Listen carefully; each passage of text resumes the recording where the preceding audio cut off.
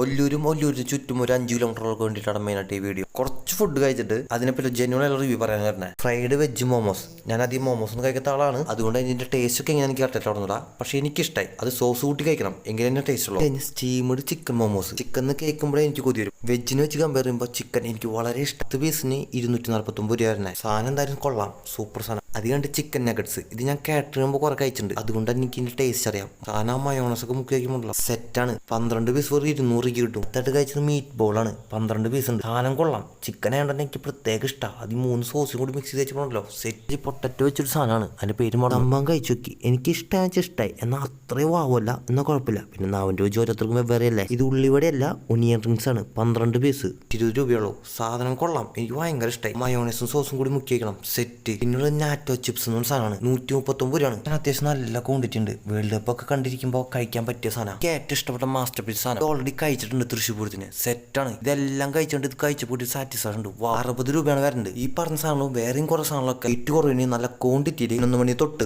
12 മണിയും world cup നടന്നുകൊണ്ട് ഒല്ലൂരിന് ചുറ്റും 5 കിലോമീറ്ററിൽ 3 മണി വരെയും ഈ ആയിട്ട് ഡെലിവറി ഉണ്ടാവും.